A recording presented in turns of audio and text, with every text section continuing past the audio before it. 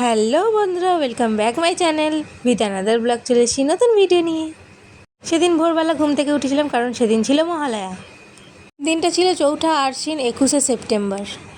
সবসময় ভাবি তাড়াতাড়ি উঠবো, কিন্তু তাড়াতাড়ি ওঠা আর হয় না।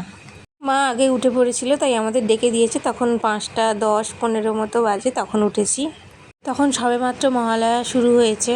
আমি মহালয়ার দিন ঘুম থেকে উঠতে চেষ্টা করি 4টে, 4:30-র মধ্যে, কিন্তু কখনোই সেটা হয় না।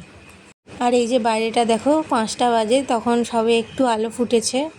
ছোটোবেলায় না রেডিওতে মহালয়া শুনতাম। সেই দিনগুলো ঠিকভাবে এখন মনে নেই আমার। অল্প অল্প কিছু স্মৃতি আছে, মনে পড়ে। তবে রেডিওর মহালয়া আর টিভির মহালয়া এখন অনেক তফাৎ হয়ে গেছে। রেডিওরটা বেশি ভালো লাগতো, টিভিরটা একটু কম ভালো লাগে।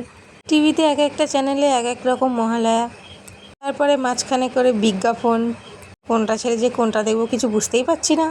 তো ওটাই বসে বসে দেখছিলাম, আর কি করব।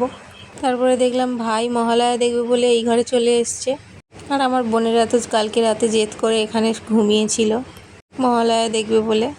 আর ভাইও এসে এদেরকে জয়েন করেছে। আমি তো প্রথমে দেখে ভেবেছিলাম ভাই ঘুমাচ্ছে, কিন্তু ও তো ঘুমায়নি, ও তো মহালয়া দেখছে। যে মহালয়া দেখবে বলে এখানে ঘুমোলো, সে কিন্তু ঘুমাচ্ছে, এখনও ওঠেনি। তবে আমার ছোটো বোন একাই ঘুমাচ্ছে, মেজো বোন কিন্তু উঠে পড়েছে, উঠে আমার কাছে চলে এসছে। সবাই বসে বসে মহালয়া দেখছিল। তারপর যে যার কাজে চলে গেল, কারণ আমরা বসে থাকতে পারি, আমাদের কোনো কাজ নেই। মা মেয়েদের তো কাজ আছে, তাই না? আজকে মা সবার আগে উঠেছে।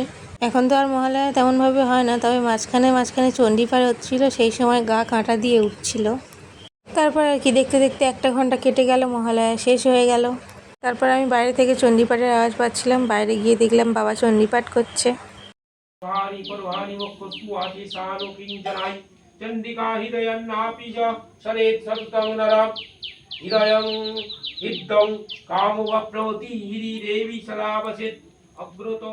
আগের দিন বাবার নাইট ডিউটি ছিল, তাই বাবা সকালবেলা এসে চণ্ডীপাঠ করছে। এই চণ্ডীপাঠটা ভোরবেলা হয় সব সময়, তাই বাবার কাজের জন্য একটু দেরি হয়ে গেল চণ্ডীপাঠটা করতে। তারপর আর কি খাওয়া দাওয়া করে স্নান করে রেডি হয়ে চলে যাচ্ছিলাম একটু পুজোর কেনাকাটা করার জন্য। অন্য বছর মহালয়ার আগেই কেনাকাটা হয়ে যায়, তবে এবছর সব কিছু যেন তাড়াতাড়ি পড়েছে, তাই। আর কেনাকাটা মানে ঘুরে ঘুরে কেনাকাটা আমি তো পারিই না একদম। ওই ঘুরে ঘুরে কেনাকাটা করা ছোট থেকে আমার অভ্যেস নেই।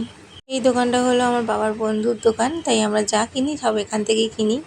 আমি আর মা এসেছিলাম গাড়িতে করে আসার সময়, আর বোন এসেছিল সাইকেলে, তাই যাওয়ার সময় বোনের সাইকেলে আমি চলে গেলাম বাড়িতে, আর মা একা গাড়িতে এসছে।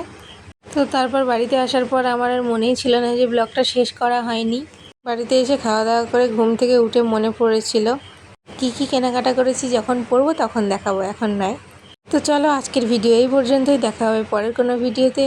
ভিডিওটা ভালো লাগলে একটা করে লাইক কমেন্ট করে দিও। ততক্ষণের জন্য টাটা।